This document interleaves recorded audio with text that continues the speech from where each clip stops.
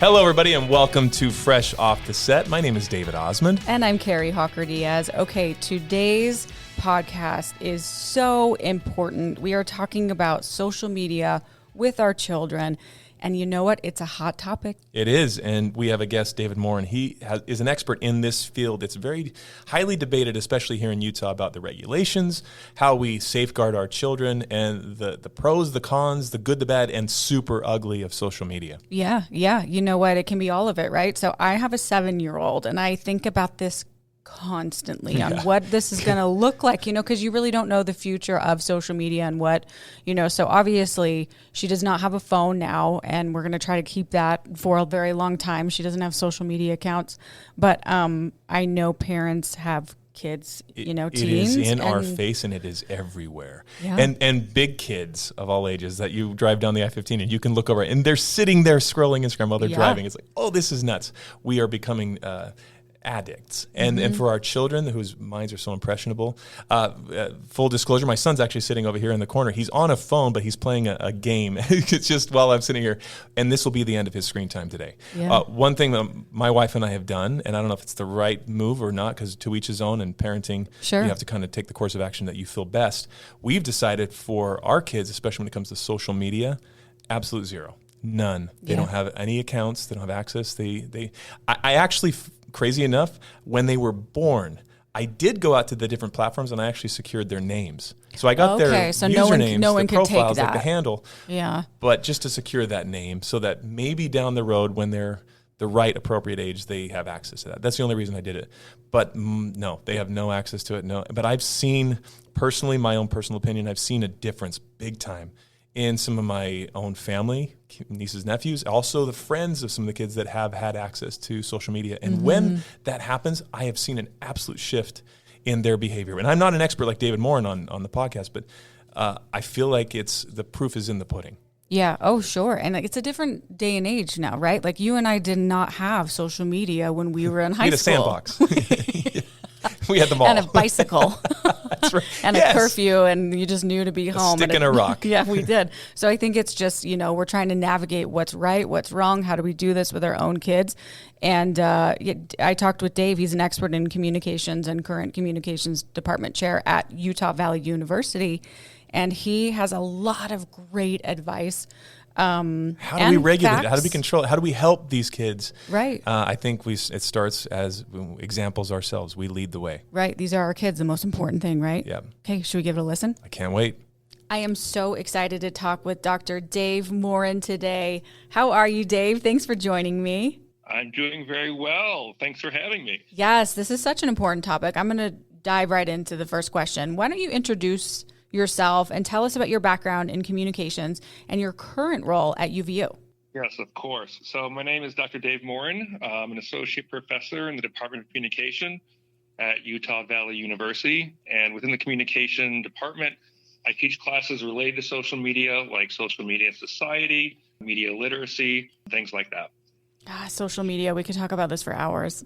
It's Very much so. Such a big topic, but social media regulation, especially concerning teens and platforms like TikTok, it's been a hot topic. Can you explain what the key concerns are surrounding these regulations?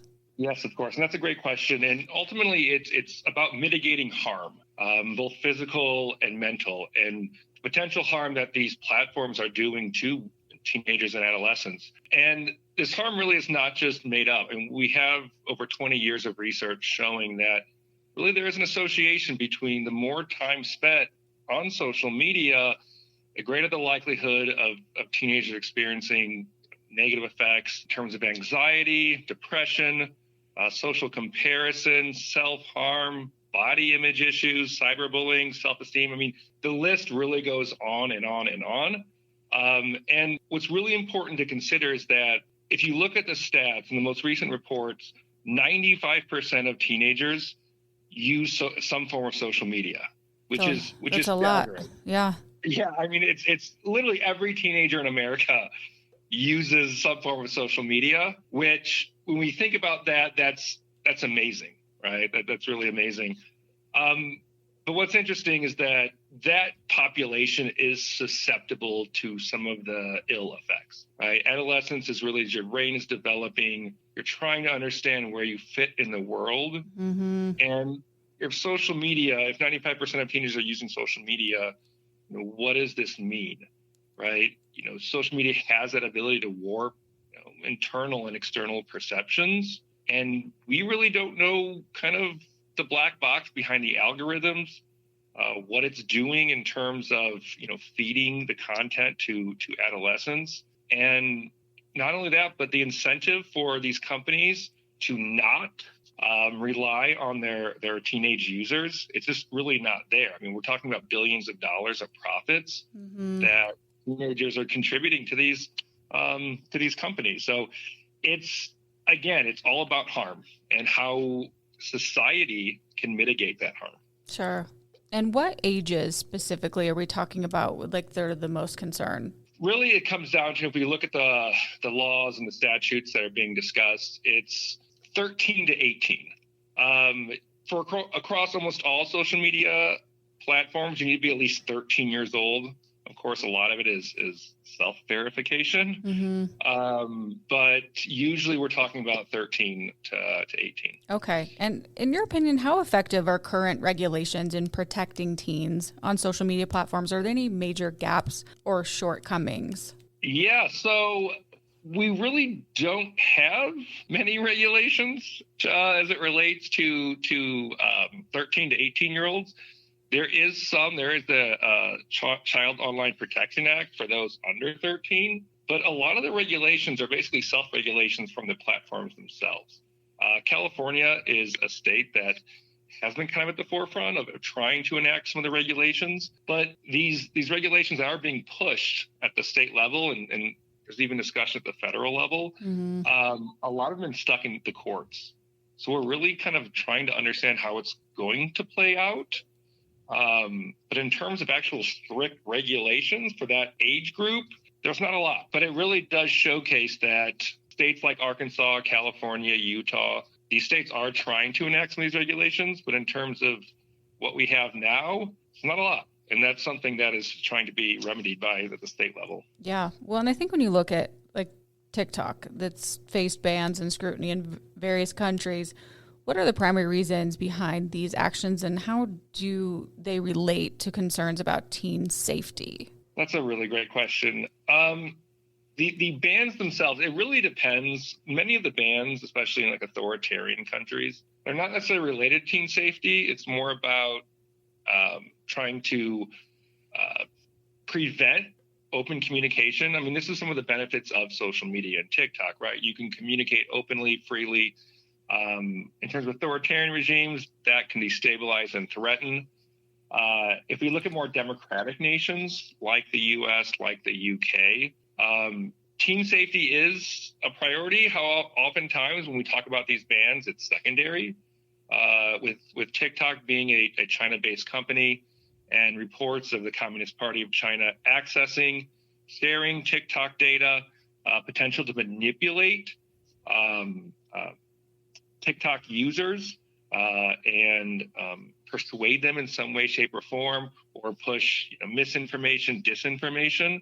We're seeing a lot of the potential bans as it relates to almost more general security and not just for teenagers in general. So these bans that are taking place or these bans that are being pushed, it depends on the country, and it really is more about kind of security rather than specifically trying to mitigate the harm as it relates to teenagers and adolescents. Okay.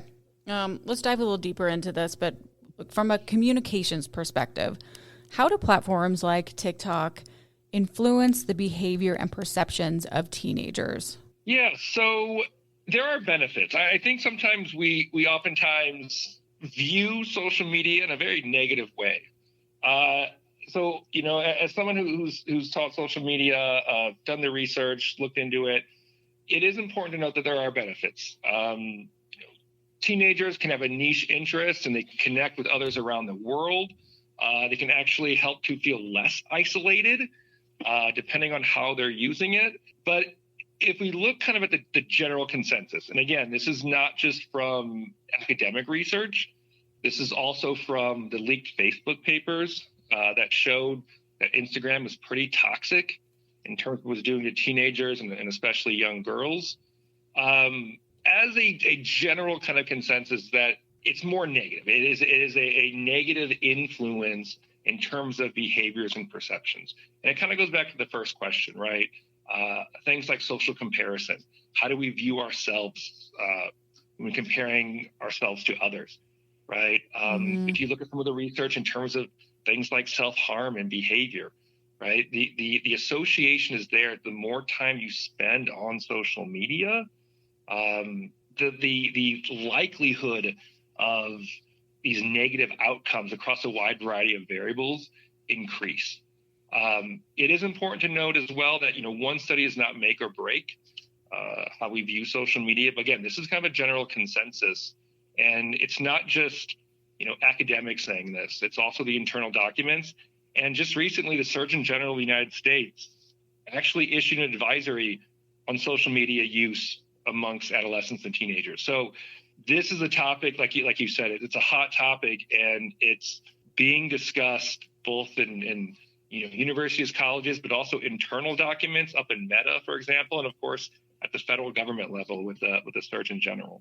Kind of all over. Yeah, you just mentioned the Surgeon General, but are there any other notable case studies or examples where social media regulation or lack thereof has significantly impacted teens' well-being or norms? Yeah, so again, since we don't have necessarily all of the data, because a lot of these laws that have been enacted at the state level have been kind of not been implemented because there's different lawsuits from companies like Meta to stop it. So there's injunctions from the courts. In terms of actual case studies, we are seeing more and more families and parents coming out discussing how social media impacted their kids as it relates to suicide and self-harm. Carson Bride out of Arizona comes to mind. He was bullied through Snapchat, eventually took his own life. His parents have been, his mother especially, has been at the forefront, speaking to Congress, discussing what Snapchat did or did not do, the cyberbullying that took place. So as families sue, as we hear more and more, the case studies really start to add up. In terms of the social media regulation, again, we're still trying to understand what we're going to do and the potential effects. Yeah, well, I think a lot of this, if you think about it, pertains to just these minds that are still growing and forming. And, even as adults, I go through my social media and I'm like, oh, I wish I was doing this. I wish, and I'm grown and I'm supposed to be mature, and it still affects me. So I think, you think about these teen minds that are still growing and changing and learning, and how much it really can affect them. Exactly. And that's where, it comes down to a lot of these regulations. They're all about they're all about teenagers, right? In terms of adults, you have some discussion here and there, but really it's about that developing mind and what social media can do, especially when you have literally almost 100% of teenagers using some form of social media. Yeah. Okay. And I'm interested to get your opinion on this. How can regulatory bodies balance the need for freedom of expression on social media with the protection of vulnerable groups like our teens? That's where the problem ultimately lies. When states have enacted these laws, Utah, for example, you basically have companies through these lobbying organizations that Meta's a part of, that TikTok's a part of. They basically sue and say, you're really pushing back against teenagers' right for free expression. And they do have that right to express themselves freely in the United States. On the flip side, they're also minors. So they don't necessarily have the same rights as we do as adults. So it really is that balancing act. And what's really interesting to consider is that depending on the state, they are differentiating between, well, what is actual, for example, a kid, right? So Utah is basically saying you need parental permission up to 18. Other states are saying, well, you need up to 16. And you can, after 16, you can use it without parental consent. So at the state level, it's really changing how we're viewing, right, a kid versus an adult in terms of, can they use social media without parental permission, and do they have that particular right? So they do have freedom of expression, and it's not like teenagers don't. On the flip side, they are minors, but these lawsuits and some of these advocacy groups are pushing back on some of these laws, basically saying, you are violating that First Amendment, right? Freedom of expression. Mm-hmm. The government is putting on those restrictions against teenagers, and we'll see where the chips fall when these decisions are made at the judicial level. Yeah. Okay, I have a question for you. This is just for Dave. In your opinion, what age do you think is appropriate for teens to be on social media, and does it matter with each teen? That is a great question. My personal opinion, teens do have the right, again, to express themselves. I think, again, personal opinion, moving it to 18 is, I would argue, is a bit restrictive. I think some of the states that are choosing around 16 in terms of parental consent, I would fall more into that camp. I do find it a bit problematic that if we do expressly restrict that ability to create, to express oneself on these platforms up until they're adults, I just find that a bit concerning overall. But that's where I lie. That's where I stand. Take that as it may, but that's where Dave Morin sits. No, I appreciate that a lot, and I know that you're in this so much. I mean, this is you. This is your world. So it's important to get your opinion on it. How do you see Utah's approach to social media regulations evolving in the next few years, particularly in response to emerging concerns or technological advancements? And this is where we are going to see changes. I think Utah's social media regulations, as they evolve, as we learn more of what these regulations can do, when we get that feedback, the laws and the regulations will modify. I also think what other states are doing as well, as we collect more data and understand the potential effectiveness or even ineffectiveness, you will see Utah change a bit. I think that when you do look at kind of the bigger picture, when a state like Arkansas and a state like California are joining together to do these platforms, it's not going to go away. Mm-hmm.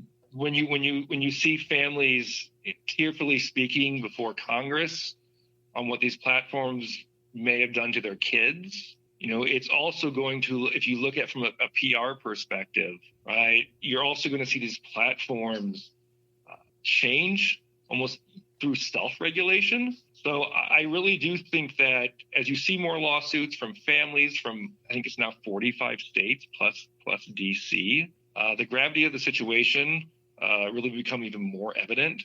And you're going to see external pressure, as well as I think more and more self-regulation from these platforms to comply with both formal laws and indirect pressure as well. Yeah. Do you know where our state, as far as comparing to all the other states and their regulations and their rules and how strict they are being, like, where do we fall in line? We are quite strict. So we, as a fellow Utahn, I say, yep, and I should say here in Utah, yes. The law that is supposed to take effect in a few months, it's already had lawsuits trying to prevent this law from being enacted. Things like a curfew, right? Teenage curfew, I believe from 7:30, 6:30, where teens can't use social media.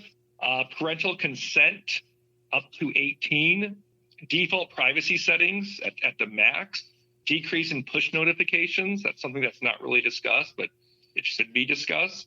And I think also the big one here is that the onus now is going to be on social media companies to show that they aren't doing harm. So before that, you really have the responsibility was for the plaintiff, was for like the family or parents. Now it's going to be that the social media company, the social media platform needs to show, that they are taking substantive acts and substantive actions to prevent harm. So that's a big thing as well. So Utah really is at the forefront of trying to enact policies to combat some of the harm that we are seeing with regular social media use. Yeah, that's good. And speaking of Utah, what role do Utah's educational institutions like UVU play in shaping those policies or educational programs related to social media literacy and regulation for our teenagers? Oh, great question. And education is really, really important, and especially to combat the negative effects. I think understanding from an outside perspective of how these platforms impact us really goes a long way for us to become more media literate, not just with social media, but really all types of media. And also if we move beyond potential effects, right? Understanding how phones and platforms are designed to grab and keep your attention, right? Phones are designed, social media platforms are designed as slot machines. Right, trying to grab your attention, the bells and whistles. I think we forget that, but yes, that's exactly what they're supposed to do. Oh, exactly, right? I mean, these platforms make money based off how long you spend time on Instagram, on TikTok, right? They learn from your behavior, right? They sell your data, right? Advertisers know more and more about you the longer you spend time on a particular site. So educating yourself and also learning at a young age can go really a long way. I think the average age for a child to receive a cell phone is 10 to 12. I mean, that's parents and K through 12 educators can take the initiative and really educate these kids of, how social media is used. What is the purpose of social media? How can it be used for good? But learning that early, I would argue, can really help to mitigate some of these problems that we see when these kids, become teenagers. Okay, yeah, that's interesting. When you say 10 to 12, I think, oh my gosh, that's so young, but I know that that's a reality. What about, how there's some companies that have the phones that there's no social media on there, so it's just they get a phone at first, figure out how to use it, texting, calling, and then slowly add social media in? Or do you think kind of right away introducing it and teaching and educating? That's a tough question. I think, kids are smart. I think kids have ways in which to get what they want. Mm-hmm. They have ways in which to, if they want to be on social media, they're going to get on social media. Whether we start with phones that don't have any social media, I think that's going to depend on the child, depend on the parent. Like I said, a lot of these platforms you have to be 13. Of course, it is self-verification. I think personally, by educating them at 10, at 12, the pitfalls of social media, the benefits of social media, it's not going away. And so for me personally, yes, again, depends on the family, depends on the parents, depends on the child, the maturity level. But education, regardless if you use a phone that doesn't have any social media or you get top of the line iPhone, that's the first step. And I think it can go a really long way, especially if we continue to teach them more and more as they get into junior high, into high school, to be more media literate citizens in general. Mm-hmm.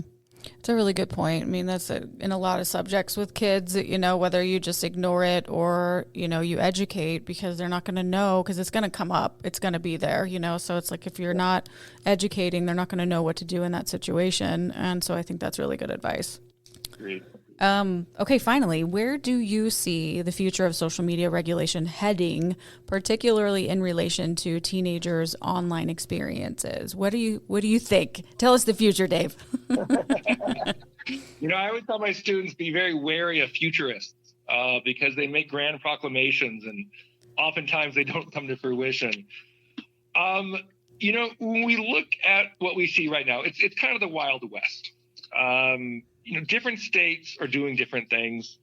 Like I said, the federal government is discussing things. You have countries that are doing different things. In terms of the future, where I see this heading, obviously it's not going away. This is an issue that can't be swept under the rug. Internal research shows it's problematic. External research, academic research shows it's problematic. Like I said, the Surgeon General is basically saying it's problematic. So something's going to change. In terms of regulation, you're going to see more laws enacted. I'm curious to see how the judiciary is going to decide on some of these regulations, on some of these laws. I think you're going to see something. I think you are going to see more tightening of regulations as it concerns teenagers, because again, the evidence is pretty clear at this point. But I also think you're going to see much more self-regulation with these platforms. The old way of doing things is going to basically become just that, the old way. This is especially true, like I said, when you're seeing more of these leaks. Just recently, a New York Times article came out related to some of these leaked emails where with Meta, they know that there are problems. So I think you're going to see more self-regulation, if only to prevent some of the more draconian laws that might be put on the books. But I also think, and this is where me personally, my own personal perspective is that we're also responsible as users. When we talk about social media, we are also in kind of the same boat, like you kind of discussed with, it affects us as well, right? As adults, it affects us. So we're kind of all in the same boat, and helping to recognize and helping one another recognize the pitfalls can really go a long way. Educating ourselves, educating others, kids, teenagers, college students, adults, by taking that responsibility, I really think that we can help mitigate some of the harm and really prevent and combat some of those negative effects that we are seeing with increased social media use. Yeah, definitely. And just recognizing, I think that's so important that we're finally, it's sad we're seeing the results. And we're seeing the harms, but we're recognizing it and taking steps. I'm proud of Utah and the steps that we're taking as well. Is there anything else you want to say that we didn't cover? No, I think we covered kind of we kind of covered most of the issues. I would encourage everyone to, keep informed, keep updated of what's happening, because, it's going to affect teenagers here in Utah, teenagers across the country. And so it's an ever-evolving landscape with the injunctions. It wouldn't surprise me if some of these laws actually go to the Supreme Court. So just, being aware and staying educated on this topic is really useful and helps to understand where we're going as it relates to social media regulation and potential effects on adolescents and teenagers. I think that's so true. You've given us some great tools and ideas and tips, and just so important to stay educated, like you just said, and so parents can make our best decisions to help our kids and hope to protect them the best that we can. Excellent. Yeah, I definitely agree, and we'll see what happens. I'm definitely excited to see what's decided from here on out and for the next 1, 5, 10, 15, 20 years in the future. Yep. Hopefully for the better, right? Exactly. Crossing our fingers. Okay. We'd like to wrap up with what we call the Fresh Five quick questions. I'm going to ask you, are you ready? I am ready. Let's go. Here we go. First one, celebrity crush. Ooh, I have to go with Anne Hathaway. Anne Hathaway. Okay. I love her too. She's amazing. Okay. What's your go-to karaoke song? Oh, man. I got to go with We Didn't Start the Fire by Billy Joel. Oh, that's good. Okay. What is the last book you read? Oh, the last book I read. So I love to read history, anything related to history. So the last book I read is called Armada, and it's about the Spanish Armada of 1588. Yeah, I'm kind of a historical nerd, so. That's great. That's awesome. Armada. Very cool. Yep. Okay, what is your dream dinner guest? And this could be like a someone who has passed, someone who's alive, celebrity. Who's your dream dinner guest? Well, this is tough. I would have to say probably Winston Churchill. Okay. His thoughts on a wide variety of topics, and he seems like he'd be an awesome person to have dinner with. That would be a very interesting dinner. I agree. Last one. What makes you smile? Oh, what makes me smile? That's a tough question. I would say It could be as simple as French fries. I mean, it could be so simple. Oh, so it could be a one-word response? Anything you want. Okay, I'm going to say a new Amazon package on my porch. Nice. I think a lot of people are with you on that one. There you go, right? Well, Dr. Dave Morin, thank you so much for this information and helping us protect our teens. It's the most important thing we can do is protect our kids. Excellent. Yeah, I agree. And thank you so much for having me. Sure. We appreciate your time. And thank you for listening to another episode of Fresh Off the Set. Please rate, review, and subscribe, and we will see you next week. Congrats, you made it to the end. If you want to continue to freshen up your day, you can watch us on Fresh Living every weekday on CBS Channel 2 in Utah at 1 o'clock. You can also watch us on our YouTube channel, KUTV Fresh Living, and follow us on social media. We will see you next week.